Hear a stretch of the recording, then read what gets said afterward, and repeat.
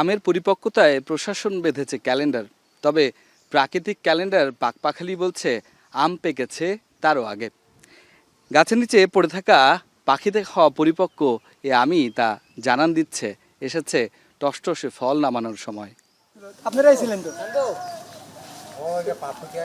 মধুফল আমের পরিপক্কতায় জাল ও লাঠি ঝুড়ি নিয়ে বাগানে আমের গাছিরা ঝোপায় আম নামিয়ে থরে থরে সাজাচ্ছেন খড়ের ওপর।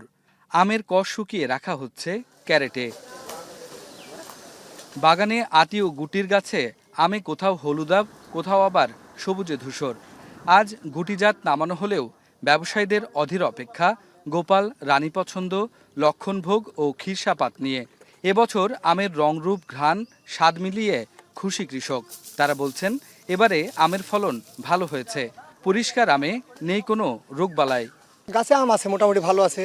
আমের ফলন এবার মোটামুটি ভালো, রং টং সুন্দর, কোনো গজব বালা হয়নি তো, এর জন্য আমটা সুন্দর আছে এবার। আম পাকা ধরেছে, তাই নামানি শুরু করেছি। আমের রং মোটামুটি এবারকার বছরে ভালো। গতবারের চেয়ে আম এবার বেশি। আম আপনার 20-30 ক্যারেট হচ্ছে একটা গাছে, বড় গাছে 20-30 ক্যারেট, ছোট গাছে কম। হ্যাঁ, এবার জান ভরে যাচ্ছে আপনার আমে।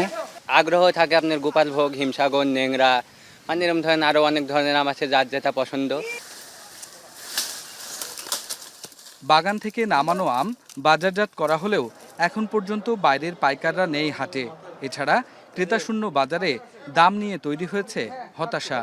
তো প্রথম শুরু হয়েছে, এখন বেচা কিনা কম, পার্টিও কম আসতেছে। এখন আসলে ব্যাপারে যদি না নামে তাহলে এই আমগুলো আসলে কৃষকের যে খরচ এটা উঠবে না। স্থানীয় প্রশাসন বলছে চলতি বছর জেলায় এই খাতে বাণিজ্য হবে অন্তত 1700 কোটি টাকার। ভোক্তা পর্যায়ে পরিপক্ক ও বিষমুক্ত আম পৌঁছে দেওয়ার জন্য সব ধরনের ব্যবস্থা নেওয়া হচ্ছে। আমাদের আমটি যেন নিরাপদ থাকে, ভালো থাকে এবং গাছে যে অবস্থায় আমরা আম আজকে পাচ্ছি, আপনারা দেখতে পাচ্ছেন, এটি যেন সঠিক আম আমরা মানুষের সামনে উপস্থাপন করতে পারি। সেজন্যই কিন্তু ম্যাঙ্গো ক্যালেন্ডার করা, যাতে অপরিপক্ক আম বাইরে এনে পাকিয়ে তারপর জনসাধারণের কাছে পৌঁছে দেওয়া যেন না হয়। চলতি মৌসুমে জেলায় 19,603 হেক্টর জমিতে আমের উৎপাদন লক্ষ্য 2,60,000 টন। রাকিবুল হাসান, এখন, রাজশাহী।